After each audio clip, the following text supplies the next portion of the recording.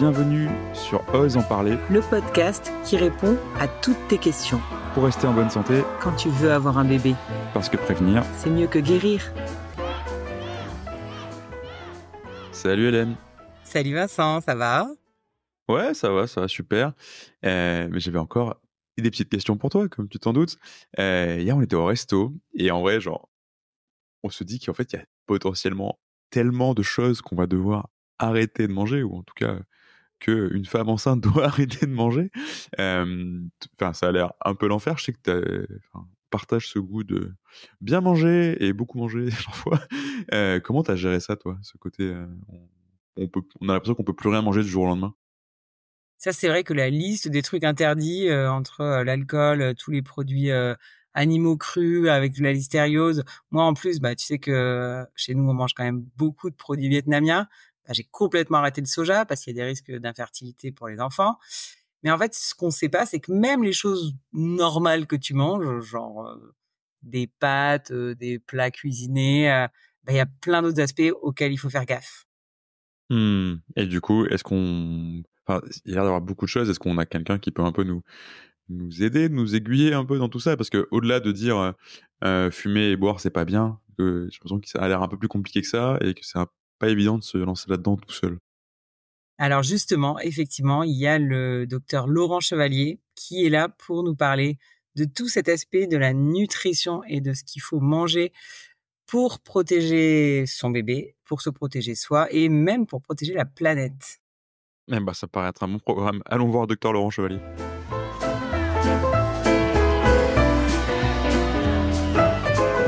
Bonjour docteur, mais merci beaucoup d'être avec nous aujourd'hui. Alors vous le savez peut-être pas, mais vous êtes avec deux personnes, Hélène et moi on a ça en commun, on aime beaucoup manger, on se pose aussi beaucoup de questions sur la grossesse, etc., et il paraît que vous êtes la bonne personne pour parler de tous ces sujets.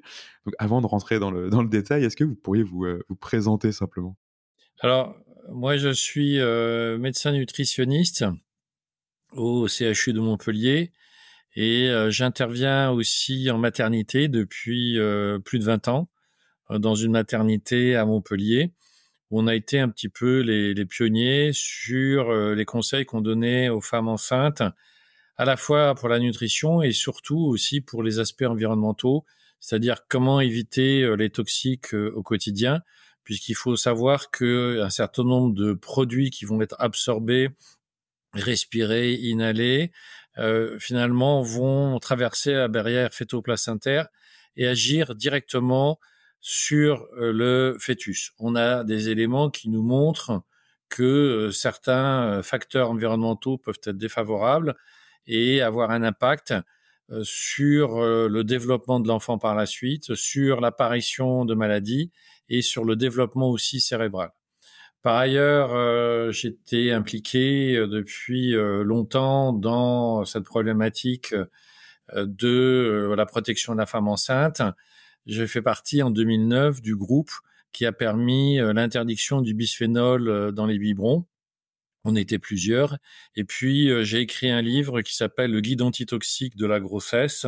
Faites les bons choix pour vous protéger, votre bébé et vous. Donc, c'est paru aux éditions Marabout. Et je continue bien sûr à intervenir, comme hier par exemple, en maternité et former aussi un certain nombre de personnes, aider les sages-femmes à mieux comprendre les enjeux de la nutrition, mais également d'autres professionnels de santé et en particulier les infirmières.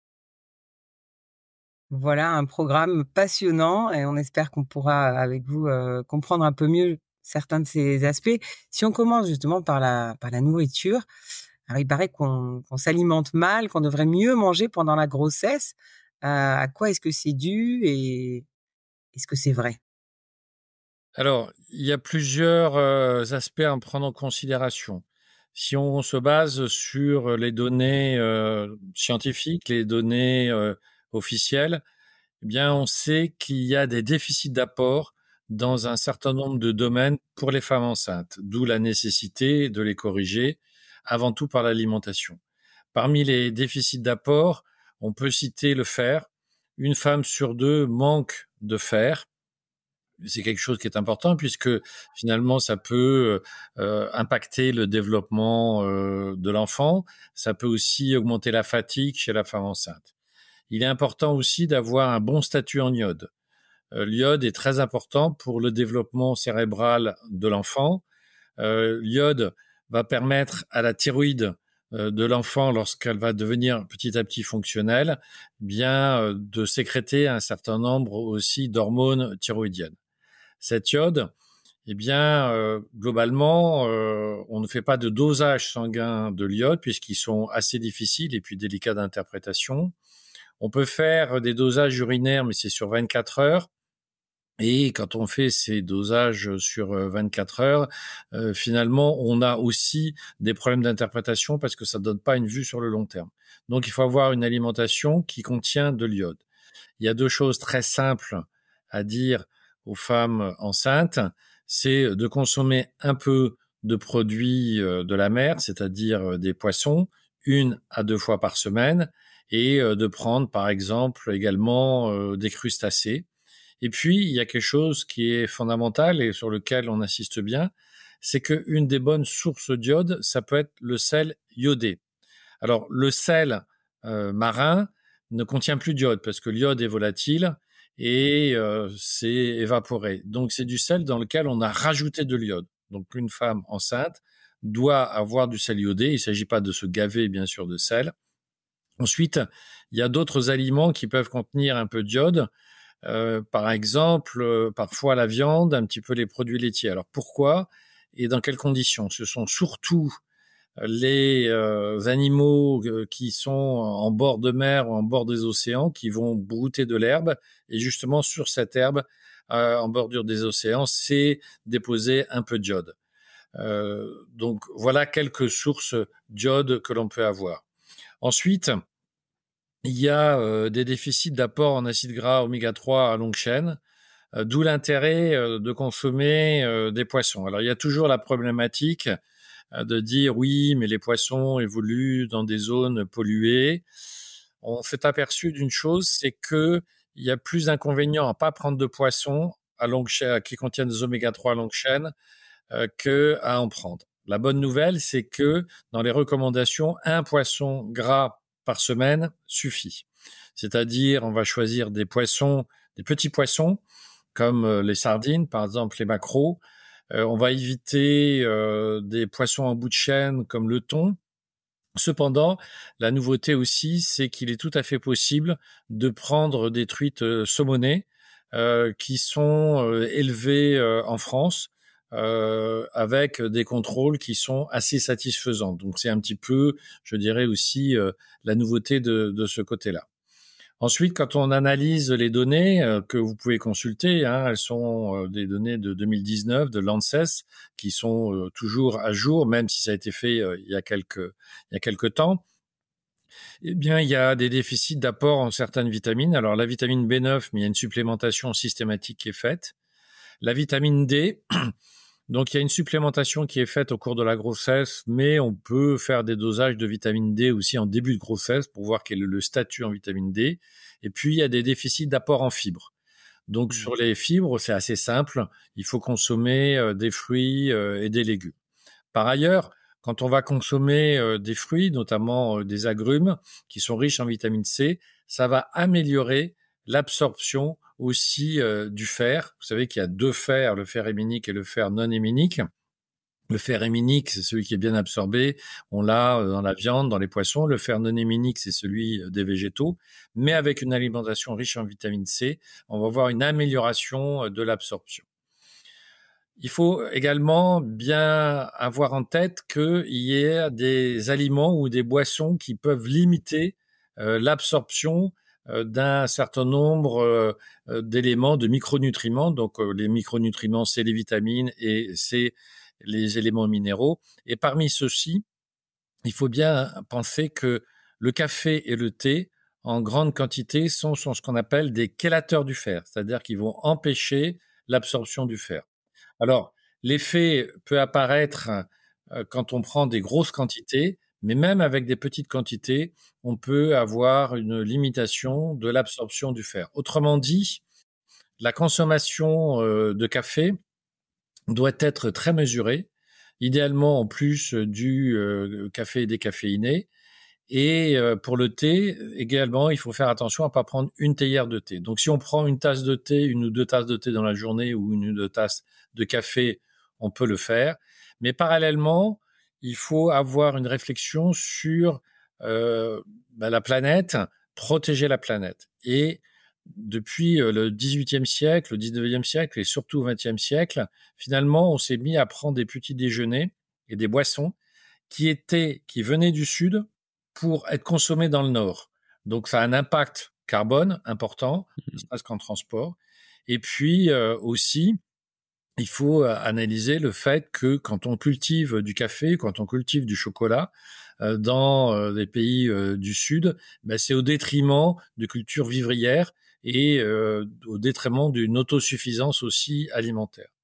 Je vous dis ça parce que finalement, c'est un phénomène relativement nouveau, 18e siècle à peu près, et aujourd'hui, au 21e siècle, on a des alternatives, c'est-à-dire que la chicorée est beaucoup plus intéressante pour tout le monde et en particulier pour la femme enceinte que de prendre du café. On a aussi certaines tisanes. Alors, il faut faire attention aux plantes qu'on utilise parce que certaines plantes peuvent être abortives aussi. Donc, toujours demander conseil à son médecin et au pharmacien, mais on n'est pas obligé de consommer ces produits qui limitent l'absorption du fer et qui, en plus, ont un impact carbone non négligeable. Donc, voilà le tableau que l'on peut dresser. Après, il faut aussi avoir conscience qu'il y a des situations à risque. C'est-à-dire que le statut nutritionnel n'est pas le même pour toutes les femmes. Globalement, il y a des situations où il y a des déficits en général en vitamines, en éléments minéraux. Alors, on peut en lister quelques-unes, elles ne sont pas du tout exhaustives, mais déjà, il y a des personnes qui font des allergies. Donc, ces personnes qui font des allergies à certains aliments, groupes d'aliments, peuvent avoir des défauts d'apport en, par exemple, polyphénol, quand c'est, par exemple, des allergies à certains légumes, à différents fruits, etc. Donc, il faut toujours bien respecter ça. Ensuite, deuxième grosse catégorie, c'est les personnes en surpoids. Beaucoup de personnes qui sont en surpoids, finalement, ont une alimentation, entre guillemets, plaisir, facile à consommer. Et c'est une alimentation souvent industrielle en excès. Et on sait que cette alimentation industrielle en excès, ce qu'on appelle les produits ultra transformés, sont relativement pauvres en vitamines, en éléments minéraux et en fibres. Donc, le fait d'être en surpoids ou en situation d'obésité peut être un signe où on peut avoir des déficits d'apport en différents éléments minéraux et en différentes vitamines. Donc, il y a un certain nombre de situations de ce type-là dont il faut tenir compte. Aussi, il faut avoir une notion en tête qui est cette notion de prise de poids pendant la grossesse. En fait, il y a le dogme ancien qui était que on devait prendre qu'1 kilo de poids par mois de grossesse, c'est-à-dire 9 mois, 9 kilos. En fait, tout ça, ça a évolué et on raisonne en termes d'indice de masse corporelle. L'indice de masse corporelle, c'est la taille c'est le poids sur la taille en mètre carré. Et cet indice de masse corporelle, si vous avez un indice de masse corporelle normal en début de grossesse, entre 18,5 et 25, vous pouvez prendre entre 11 et 16 kilos. La moyenne des prises pendant la grossesse, c'est de 13 kilos, ce qui est tout à fait acceptable. Après, il faut pas prendre plus. Et si on est en situation de surpoids ou d'obésité, il faut être un peu plus rigoureux et faire assez attention. Ensuite, il y a des situations où ensuite, il existe des situations où un indice de masse corporelle qui est inférieur à 18,5. Donc, on est en maigreur. Et là, en fait, il y a deux situations. Il y a des femmes qui sont des petites mangeuses sans avoir de déficit d'apport. Et puis, il y a des femmes qui mangent pas suffisamment. Et là, il faut avoir l'aide d'une diététicienne, d'un médecin nutritionniste, d'un professionnel de santé pour rétablir la situation et pour voir quel est le statut. Un des marqueurs de la dénutrition, c'est de regarder ce qu'on appelle l'albuminémie dans la prise de sang. Et ça, c'est un des marqueurs de la dénutrition à interpréter en fonction d'autres paramètres comme ce qu'on appelle la CRP qui mesure l'inflammation au niveau du corps. Donc voilà le tableau qu'on peut dresser schématiquement concernant l'alimentation de la femme enceinte sur le versant nutritionnel. Alors, je te remercie pour ce tableau très complet de ce qu'il faudrait être en capacité de manger durant la grossesse. Ça me pose quand même une question qui est aussi celle des moyens. Enfin, il y a aussi un aspect social à double pendant. Il faut avoir des moyens financiers pour être capable enfin, moi j'imagine, de se procurer les bons aliments de bonne qualité, etc., ce qui, dans l'esprit des gens, peut parfois coûter cher. Et puis aussi des moyens en termes d'accès au capital social, d'accès à la santé, etc., pour pouvoir aussi se faire accompagner. Très concrètement, voilà, qu'est-ce que vous conseilleriez pour réussir à faire au mieux, s'alimenter de la meilleure manière possible, tout en se disant qu'on est parfois dans des situations de moyens qui sont pas forcément illimités, on va dire, pour toutes les femmes enceintes? Alors, je crois que, si vous voulez, on peut très bien se nourrir correctement à petit prix. Ça peut paraître un peu surprenant puisque on nous explique tout le temps l'inverse. Alors, moi, j'ai pris en charge pendant longtemps des gens qui étaient en difficulté financière. Donc, il y a plusieurs aspects à prendre en considération. Le premier aspect est, pour maîtriser son budget, est quand même d'avoir une réflexion sur ce qu'on met dans son caddie. Ce que je veux dire, c'est que très souvent, dans son caddie, quand on va faire ses courses, on met des produits totalement inutiles, nutritionnellement. Parmi les produits qui sont inutiles, eh bien, il y a par exemple les biscuits, il y a par exemple tout un tas de jus industriels qui n'ont pas besoin d'être dans votre caddie. Ça coûte assez cher. C'est pas intéressant sur le plan nutritionnel puisque ça contient beaucoup de sucre, beaucoup de gras. Ça vous coupe aussi l'appétit pour manger d'autres produits. Donc, il y a quand même cette réflexion qui est à mener. Ensuite, il est tout à fait possible de faire des économies directement. Parmi les économies directes que l'on peut faire, eh bien, il y a la lutte contre le gaspillage alimentaire. Quand on regarde comment ça se passe, on s'aperçoit d'une manière générale au niveau de la planète qu'il y a un tiers de la production qui est jetée. Alors, elle est jetée parfois dès le début de la production parce que le légume il est pas beau, parce que ceci, cela, parce que aussi il y a des problèmes de stockage, mais il y a beaucoup trop d'aliments qui sont jetés au domicile et qui pourraient être utilisés ou réutilisés.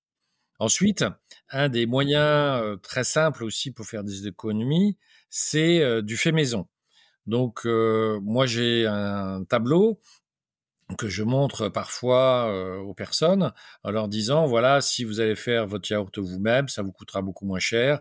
Vous pouvez faire aussi votre pain, vous pouvez faire différentes choses de façon relativement simple et il y a beaucoup de robots qui peuvent aider dans ce sens-là. Ensuite, on peut maîtriser aussi son budget protéique. On n'est pas, il faut prendre un peu de viande, bien sûr, il faut prendre un peu de poisson. Encore une fois, on a besoin de ces protéines, on a besoin aussi du fer héminique, mais on a aussi des protéines dans les végétaux. Et les protéines qu'on va trouver dans les végétaux, dans les légumineuses, eh bien, elles sont 10 fois moins chères en général que les protéines d'origine animale. Par ailleurs, il est aussi possible de faire attention aux fruits et légumes que l'on prend. C'est-à-dire qu'il est tout à fait il est beaucoup plus pertinent de prendre des fruits et légumes locaux. C'est un peu banal de dire ça, mais quand on voit l'offre de produits exotiques, eh bien, cette offre de produits exotiques, elle n'a pas beaucoup de sens. Pourquoi? D'une part, parce que finalement, les vertus que l'on va avoir dans les produits exotiques, c'est-à-dire des polyphénols, certaines vitamines comme la vitamine C, des vitamines du groupe B, etc. On les a dans les fruits autochtones, c'est-à-dire dans les fruits locaux, dans les fruits régionaux. Donc, prendre des fruits exotiques, eh bien, finalement, ça n'a pas d'intérêt sur le plan nutritionnel parce qu'on a ce qu'il faut. Par ailleurs, ça coûte plus cher. Et enfin, ça vient de loin. Et là aussi, ça a une empreinte carbone qui est assez importante. Et là aussi, quand les gens cultivent de l'ananas, des mangues, etc. pour l'export, ça veut dire qu'ils cultivent pas des produits qui pourraient être utilisés chez eux. Donc, bien sûr, avoir cette réflexion-là. Après ça, prendre les légumes et les fruits de saison, ça tout le monde le sait. Mais savoir aussi que il faut pas forcément jeter le meilleur. Le meilleur, c'est quoi? C'est par exemple le vert du poireau. On a tendance à prendre que le blanc du poireau. En fait, tout se mange dans le poireau. Les fans de navets sont très intéressantes. Quand vous prenez des betteraves, les jeunes feuilles de betterave peuvent être aussi consommées. Donc, il y a une réflexion à avoir sur cet aspect-là. Et puis, encore une fois, j'insiste sur tous ces produits qui finalement vont contenir du sucre, des produits industriels qui vont contenir du sucre, qui coûtent finalement assez cher et qui sont pas du tout intéressants à la fois, enfin qui sont pas du tout intéressants pour la santé et en particulier pour la femme enceinte. Parallèlement, quand vous maîtrisez tout cet aspect du budget, eh bien, vous pouvez prendre des produits bio à budget constant. On arrive à consommer des produits bio. Les produits bio, pour la femme enceinte, c'est quelque chose d'essentiel. C'est pas un effet de mode, c'est pas une lubie ou quoi que ce soit. C'est une nécessité absolue. Pourquoi c'est une nécessité absolue? Parce que de consommer le plus possible de produits bio, parce que finalement, tous les résidus beaucoup de résidus de pesticides peuvent poser des problèmes. Certains d'entre eux sont des perturbateurs endocriniens qui vont traverser la barrière fœto-placentaire, qui vont impacter le fœtus et qui vont pouvoir déclencher différents types de maladies et notamment des surpoids, d'autres types de maladies. On les incrimine aussi dans l'émergence d'un certain nombre de cancers. Donc, on doit être très, très prudent. Je vous rappelle qu'on a une explosion, heureusement ils sont rares, mais une explosion des cancers de l'enfant.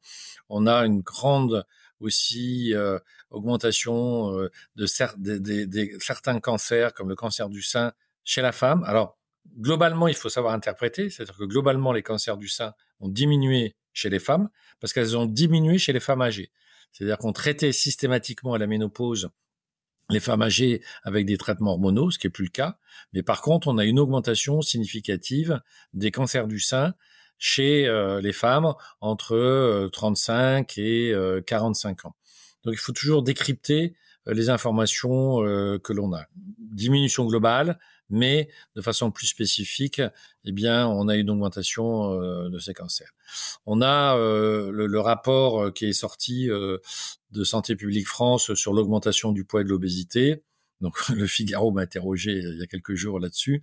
Et donc, j'aurais expliqué que, justement, la période fœtale est une période critique et que l'exposition pendant cette période-là à certaines substances pouvait, ça fait partie des hypothèses, expliquer pourquoi on a une augmentation significative des obésités, alors que par rapport à des années précédentes, il n'y a pas une augmentation de l'alimentation, il n'y a pas tout d'un coup une sédentarité qui s'est accrue, etc., etc.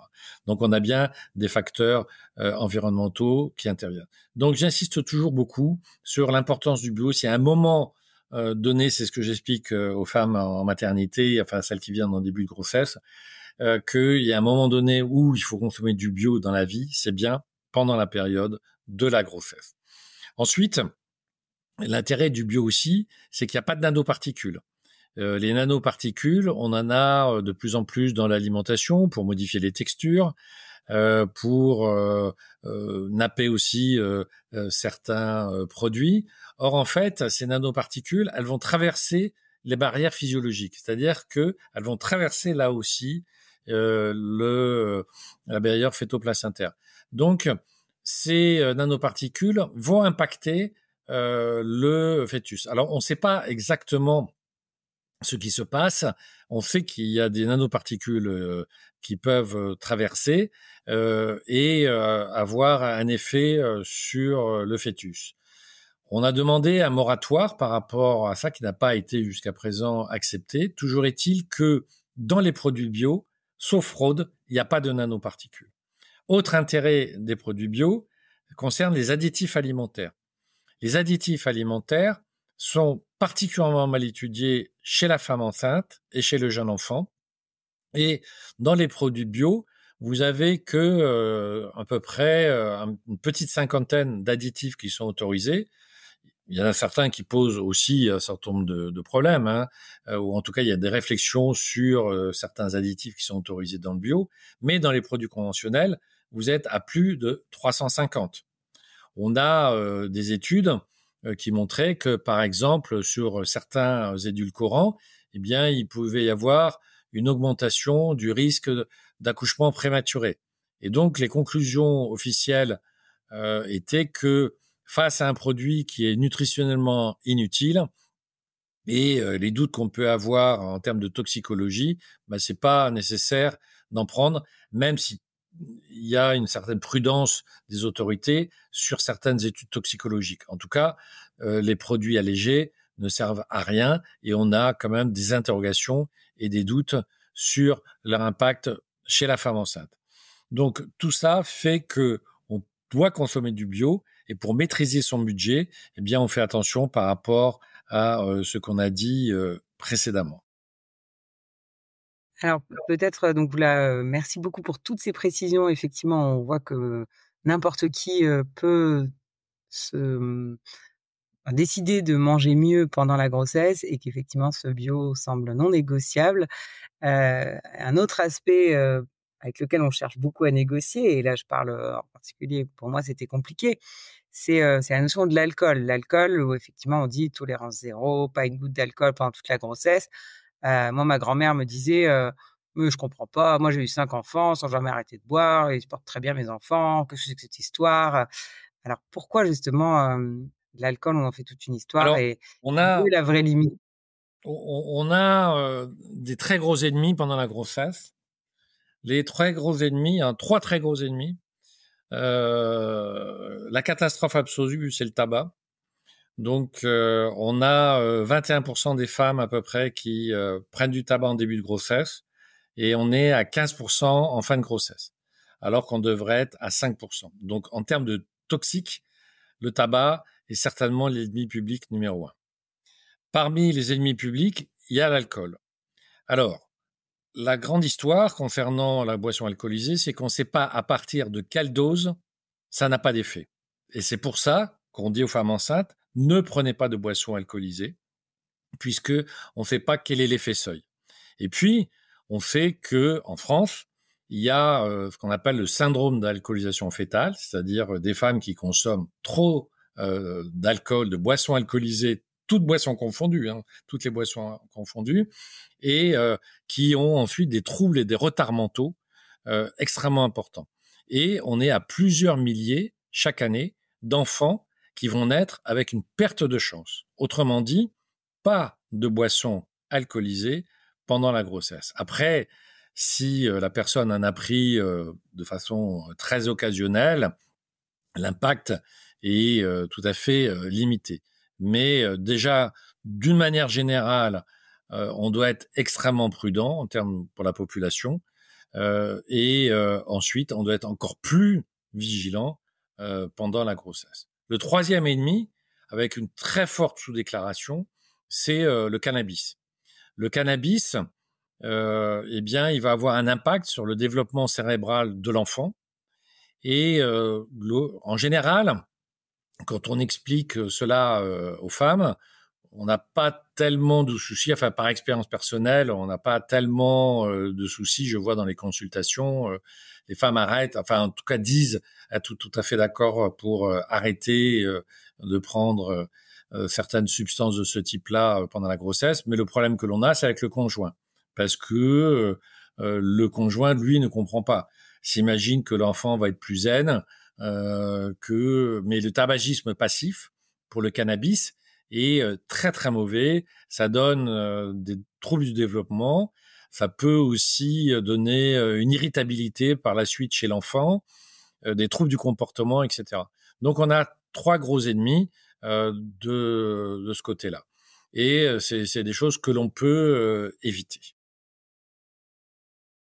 Et alors, justement, vous parlez on n'a pas trop de mal à le faire entendre. Et puis, vous disiez un peu avant typiquement, c'était bien de manger des crustacés, de manger de la sardine, de manger, etc.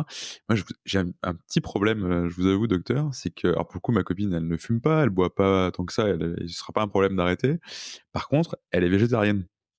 Et ma question derrière ça, c'est comment est-ce qu'on fait pour concilier, et comment est-ce qu'on peut concilier, c'est à la fois sa santé et le fait d'avoir tous les apports dont on peut avoir besoin avec des convictions environnementales qui sont non seulement justifiées, mais de plus en plus fréquentes aujourd'hui. Alors, il y a une grosse différence d'abord entre les végétariens et les véganes.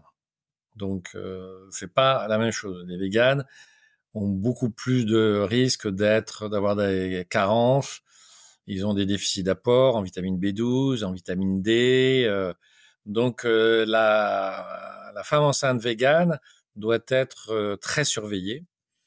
Elle l'est insuffisamment et c'est des fois un peu compliqué parce que il y a une espèce de militantisme par rapport au véganisme. Militantisme d'ailleurs qui est en partie manipulé puisque les promoteurs de viande in vitro arrivent à manipuler un certain nombre d'associations de gens de bonne foi, etc. Pour les végétariens, il faut bien sûr surveiller le fer, etc. Moi, je dois dire que dans mon expérience personnelle, alors j'en faisais, maintenant je fais plus des ateliers, on fait plus des interventions collectives en maternité, mais à l'époque, à une certaine époque, j'avais beaucoup de consultations pour les femmes enceintes, et je dois dire que, à titre personnel, j'ai réussi à convaincre pratiquement toutes les femmes végétariennes de prendre au moins, et je crois qu'elles l'ont fait, en tout cas elles m'ont dit l'avoir fait, au moins un poisson par semaine. Pourquoi ? À cause des fameux oméga 3 à longue chaîne. C'est-à-dire que les oméga 3 à longue chaîne, on en fabrique un tout petit peu au niveau de son corps, mais on a un déficit avec certaines enzymes qui s'appellent les désaturases, et c'est pas, on n'en fabrique pas suffisamment. On a aussi un peu d'oméga 3 par les huiles de colza, des huiles de noix, mais c'est des oméga 3 à longue chaîne. Or, pour le développement cérébral de l'enfant, il faut des oméga 3 à longue chaîne. Et pour avoir ces oméga 3 à longue chaîne, c'est les poissons dont on a parlé un petit peu tout à l'heure. Donc, il y a cet aspect-là. Et puis, le problème des végétariens, c'est aussi l'apport en iode. Alors, certains végétariens ont tendance à prendre des algues. Mais dans les recommandations officielles, en fait, on déconseille, les algues sont déconseillées, sans forcément expliquer pourquoi. L'interprétation que l'on peut donner, elle est double. Alors ça, c'est pas officiel, mais c'est l'interprétation que je vous donne. D'une part, les algues sont les épurateurs des mers, donc contiennent beaucoup de métaux lourds. Et d'autre part, l'iode, on en a besoin, mais en petite quantité et de façon régulière. Or, les algues, parfois, sont très chargées en iode, et si on a une surcharge en iode, on peut avoir d'autres types d'effets négatifs.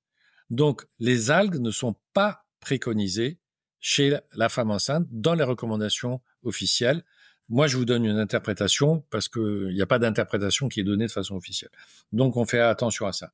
Donc, je crois que la femme végétarienne va prendre des œufs, elle va pouvoir prendre, alors toujours bien cuit, parce qu'il faut faire attention à la listériose. Il y a toute la problématique microbiologique.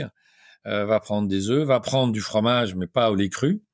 Va prendre des yaourts. Va prendre donc des fromages pasteurisés, etc.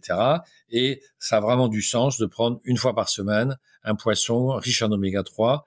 Donc ça peut être justement ce qu'on a dit tout à l'heure, les truites saumonées, des filets de sardines, des produits de ce type-là.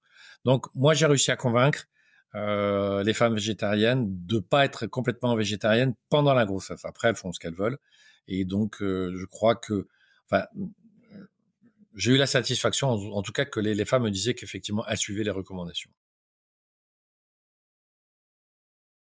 Merci beaucoup pour tout ce que vous avez partagé avec nous. Je crois qu'il y a vraiment pour chaque femme enceinte une belle liste de courses sur ce qu'on peut faire pour améliorer son alimentation. Et merci aussi d'avoir mentionné Alors, on peut rajouter 2 petites choses. Voilà, j'allais vous dire si vous avez une ou deux choses en plus que vous voudriez rajouter. Il faudrait rajouter 2 choses. Là, quelque chose qui est important, c'est les emballages alimentaires. Donc, faire attention aux emballages alimentaires, c'est-à-dire que beaucoup d'emballages alimentaires sont en matière plastique.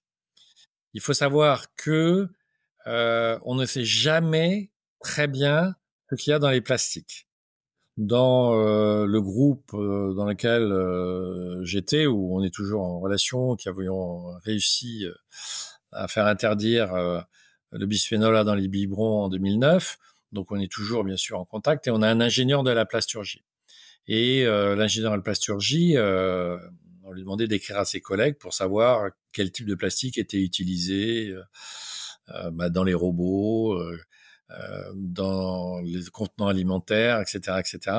Et on avait toujours la même réponse qui était « nous sommes conformes à la réglementation et c'est un secret de fabrication ». Aujourd'hui, sur les plastiques, on a beaucoup d'interrogations. Il y a tout un tas de substances qui sont ajoutées au plastique et il y a aussi des additifs qui sont ajoutés au plastique, pas pour chercher à mettre des additifs pour des additifs, mais pour éviter qu'ils se dégradent, etc. Donc on a quand même différents types de plastiques. Certains plastiques se dégradent dès 70 degrés. D'autres, normalement, résistent mieux à la chaleur. Et il y a toujours la tentation de faire réchauffer sa barquette dans le four à micro-ondes, qui est une très très mauvaise idée, surtout pendant la grossesse. C'est déjà prendre des aliments dans des barquettes en plastique. Il faut quand même savoir que les aliments sont mis crus et sont cuits dans le plastique. Donc il faut faire attention à ça. Ensuite, si on veut le réchauffer, il faut toujours l'enlever, le mettre entre 2 assiettes ou dans du verre. Donc les emballages plastiques, c'est quelque chose qui est très très important. Il y a quand même des composés qui peuvent se détacher. Le bisphénol A finalement a été remplacé par du bisphénol F, du bisphénol S, qui sont des cousins issus de germain. Il peut y avoir des phtalates. On sait que les phtalates peuvent se comporter comme des perturbateurs endocriniens, peuvent favoriser les allergies, etc.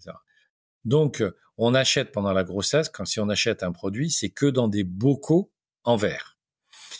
On a toujours un petit problème avec les couvercles. Le problème n'est pas complètement résolu, parce qu'on trouvait un peu de phtalate aussi dans les couvercles. Mais disons, ça, c'est la règle. La deuxième règle, qui vient de mieux passer, qu'on ait dit depuis 10-15 ans, mais qui vient maintenant d'être beaucoup plus médiatisée, qui est une bonne chose, c'est de faire attention aux ustensiles de cuisine, et notamment des ustensiles de cuisine avec des revêtements anti-adhésifs. Alors même s'il y a des efforts qui ont été faits, même s'il y a des substances qui sont plus utilisées, la règle absolue, c'est de prendre, et d'ailleurs là on voit, j'ai vu les chiffres de vente qui sont quand même tout à fait favorables maintenant, c'est d'utiliser de l'inox, c'est-à-dire que il y a moins d'interactions, il y a peu d'interactions quand on utilise de l'inox pour les poêles et quand on utilise de l'inox pour les casseroles. Donc avoir une réflexion sur les ustensiles de cuisine, donc c'est du verre, c'est de l'inox. Les fourchettes, les louches, etc., c'est pas forcément en bois. On pense que le bois c'est très bien, mais le bois sont souvent traités. Les plastiques aussi, bien il y a des éléments qui peuvent se libérer, donc on reste sur de l'inox. Donc les emballages et les ustensiles de cuisine, c'est 2 choses très importantes également pour la femme enceinte. C'est des précautions qui doivent être prises, c'est des précautions à minima, mais c'est des précautions qui doivent être prises quand on sait toute la problématique que ça peut avoir. Et après, les pouvoirs publics n'ont pas tendance à donner, les pouvoirs publics ne cherchent pas du tout à mal faire, mais ils sont pas suffisamment incisifs et pas suffisamment directifs dans des recommandations, notamment chez la femme enceinte. Alors, ils donnent des recommandations ont été données très bien d'ailleurs dans le cadre du PNNS, mais ils ont mis énormément de temps à se pencher sur les additifs. Ils sont en train de le faire un petit peu plus, notamment dans le cadre du Nutri-Score, etc. Mais il faut absolument que la femme enceinte se prenne en charge. C'est quelque chose qui est très, très important, puisque toutes ces substances que l'on peut avoir, avec lesquelles on peut être exposé, ont beaucoup d'impact et des impacts sur le développement de l'enfant, des impacts de type épigénétique, c'est-à-dire qui peuvent modifier l'expression des gènes. Et une source d'exposition importante à toutes ces substances, c'est l'alimentation. Par l'aliment lui-même, par des résidus de pesticides, par des emballages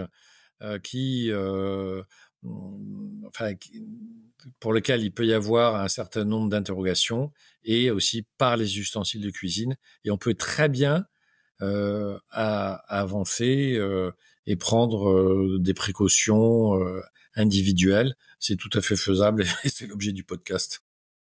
Exactement, se prendre en charge et pouvoir prendre ses précautions, c'est certainement ce que vous allez permettre à plein de monde de faire grâce à tous ces conseils. Merci beaucoup.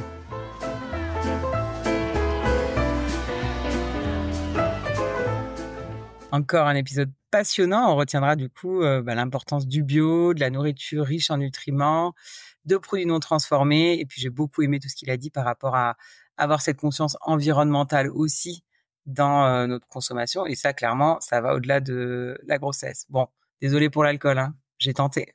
On a tenté, mais après moi je t'avoue je retiens surtout deux choses. La première, c'est que je vais pouvoir aller à l'épicerie bio sans qu'on se foute de moi, et ça c'est pas mal. Et la deuxième, c'est que visiblement, vu qu'il nous conseille de manger, si on mange comme ça à la couvade, ça a l'air assez mal parti. C'est plutôt une bonne nouvelle. Exactement. Finalement, c'est des habitudes alimentaires qui peuvent servir bien au-delà de la grossesse. C'est clair. Merci beaucoup, Hélène. Avec plaisir. À bientôt, Vincent. À bientôt.